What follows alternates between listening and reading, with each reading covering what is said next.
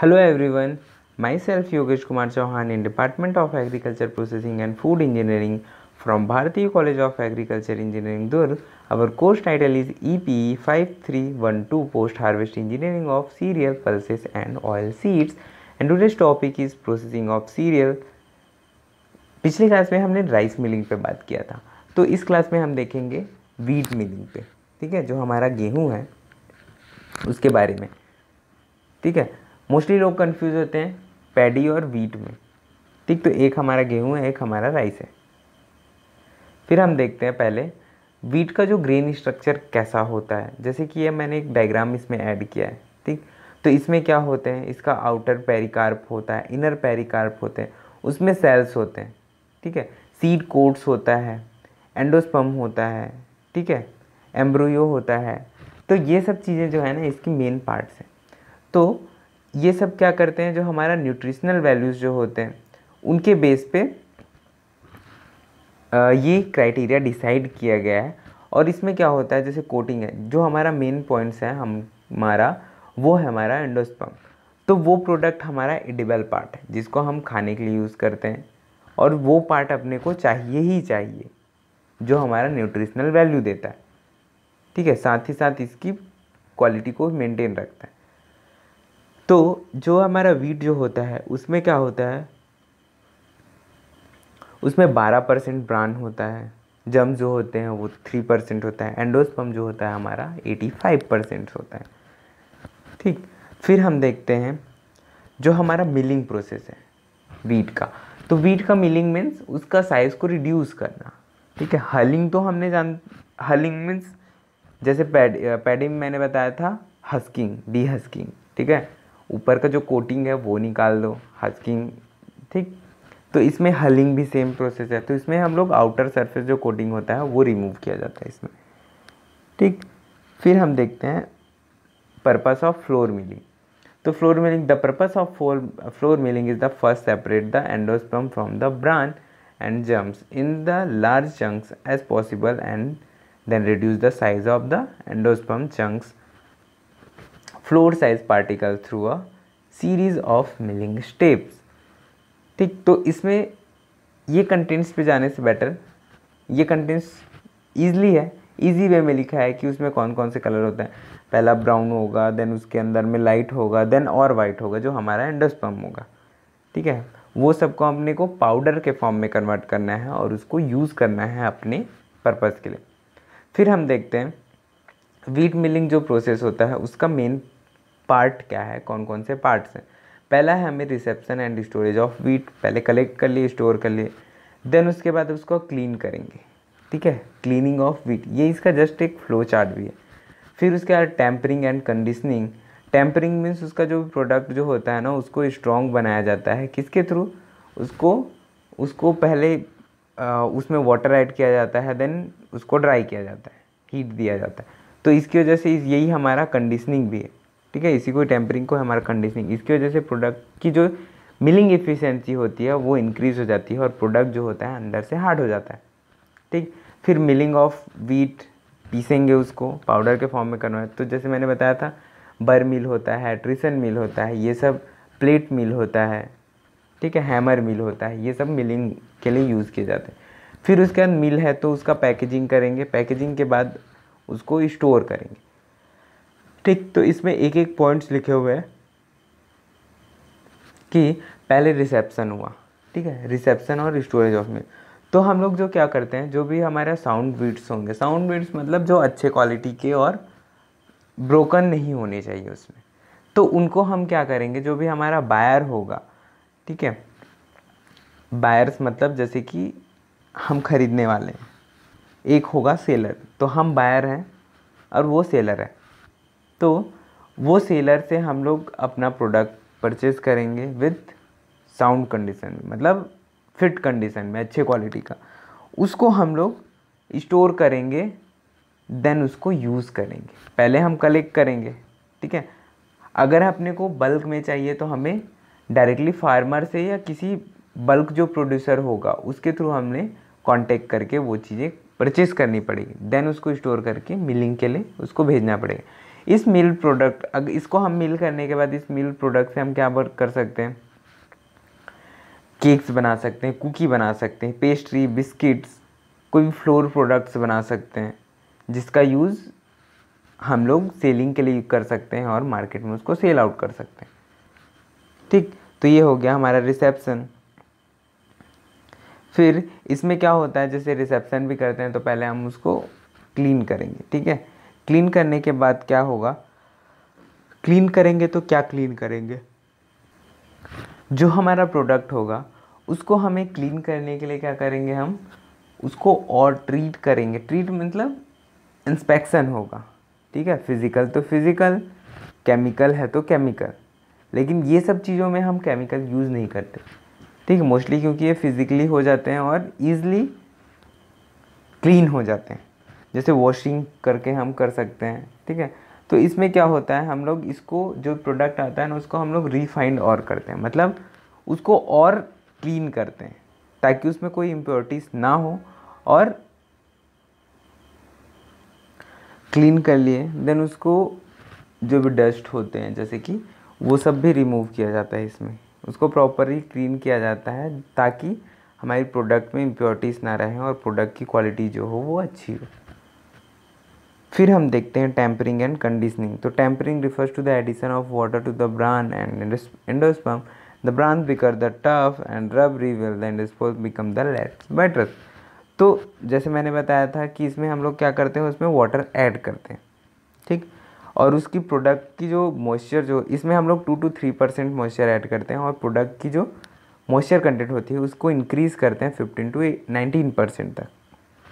ठीक, इसकी वजह से क्या होता है, टेम्परिंग और जो हमारा कंडीशनिंग होता है, जो प्रोडक्ट होता है वो हमारा अंदर से हार्ड हो जाता है। हार्ड होने की वजह से क्या होता है, वो उसका जो आउटर सरफेस जो होता है वो लूज़ होता है और उसकी वजह से ये हमारी जो मिलिंग एफिशिएंसी होती है वो ज़्यादा अच्छी होती है। क्यों? क्योंकि जब हम उसकी कंडीशनिंग करते हैं तो क्या होता है, उसमें जो भी पार्ट्स हैं, मतलब जो अंदर का एंडोस्पर्म जो होता है वो ब्रेक डाउन होना ही स्टार्ट होता है। ब्रेक डाउन मीन्स टूटना ही स्टार्ट होता है। तो जब हम भले ही वो प्रोडक्ट वो हार्ड हो रहा है लेकिन वो अंदर से टूटता है, और जब उसकी मिलिंग करते हैं तो इसीलिए हमारी जो इफ़िशियंसी होती है वो इंक्रीज़ हो जाती है। ठीक, तो ये हमारा मिलिंग इफ़िशियंसी। तो इसमें हम लोग हीट करें देन कूल करें, तो ये है। फिर उसके बाद क्या होता है, इसमें जो डिफ्यूज़न हो जाता है, जैसे कि इसमें लिखा है conditioning is the contrast to tempering always to the use of heat since quick diffusion of water into the exposement and well as the bran is the purpose. ठीक, wheat conditioning involves the 4 section. The section heats to the proper temperature and heat affects the gluten quality normally as the temperature of 45 degree centigrade can not be exceeded. तो इसमें जो है वो 45 नहीं होना चाहिए। बाकी मैंने इसका शॉर्ट फॉर्म में बता दिया कि टेम्परिंग क्या होता है, कंडीशनिंग क्या होता है। ठीक, दोनों सेम है, वर्किंग कैसा वर्क करता है ये मिलिंग एफिशिएंसी।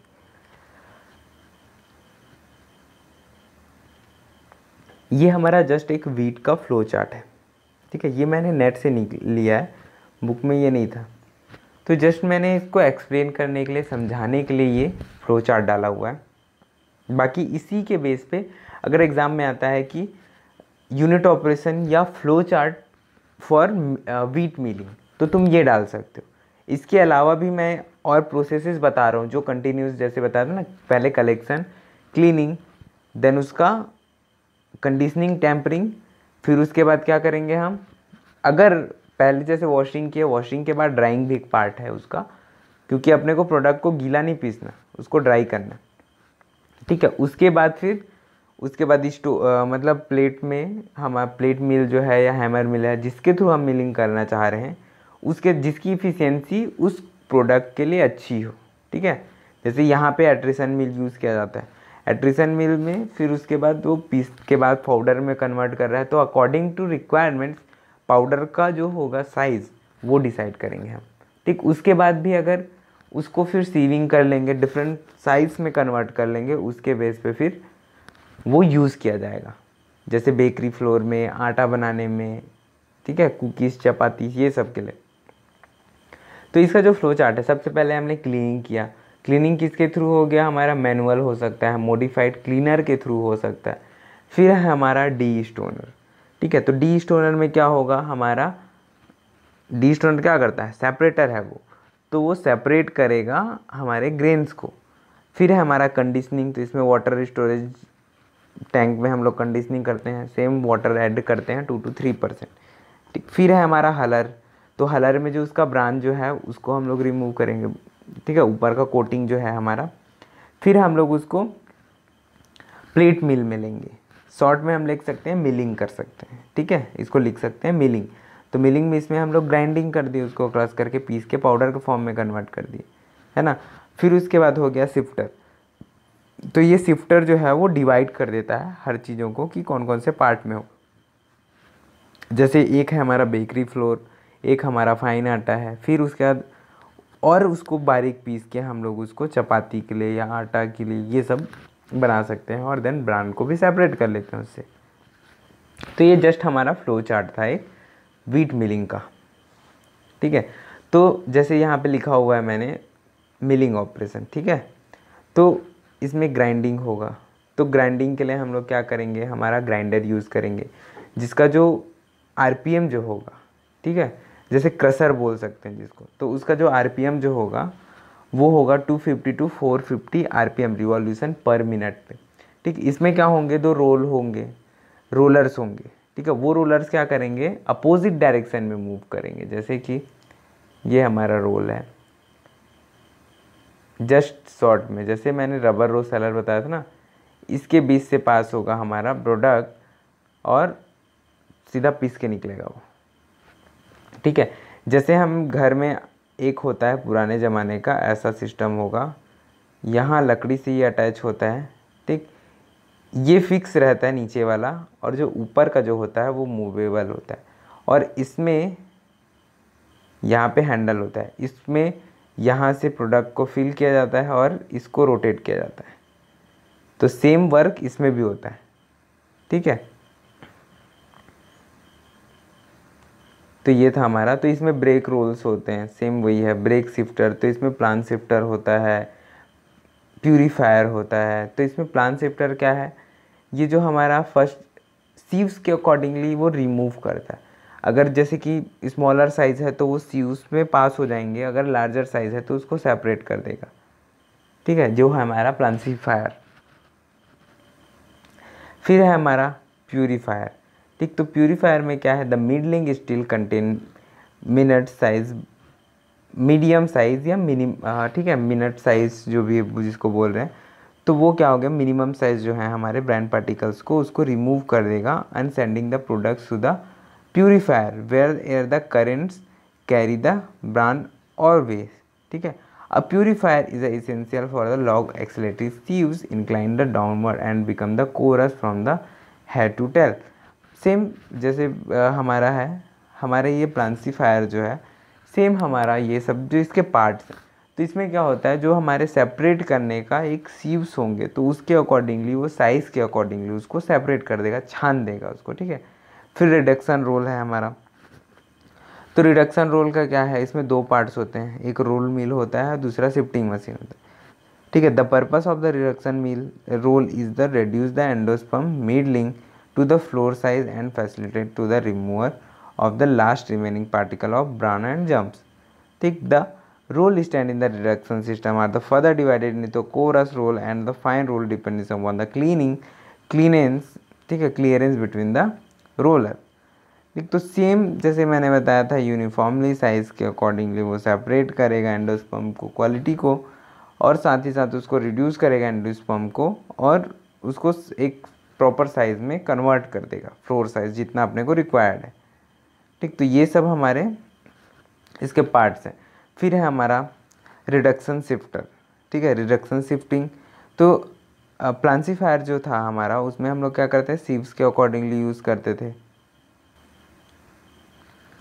तो इसमें क्या होता है? जैसे कि सेम जैसे मैं बताया ना रोलर्स वाले, तो इसमें जो हमारा प्रोडक्ट होता है वो प्रॉपरली अगर हो गया तो ठीक है, मतलब पिस गया तो।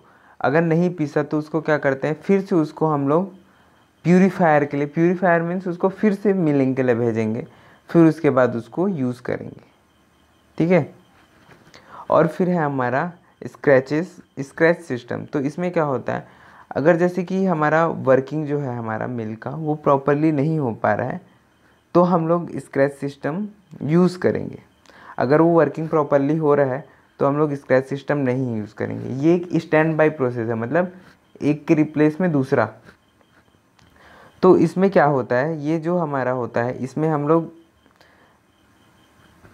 इसमें हम लोग प्रॉपर जो हमारा एंडोस्पर्म जो होता है प्रोडक्ट का, उसको ब्रांच से सेपरेट करने का काम करता है ये।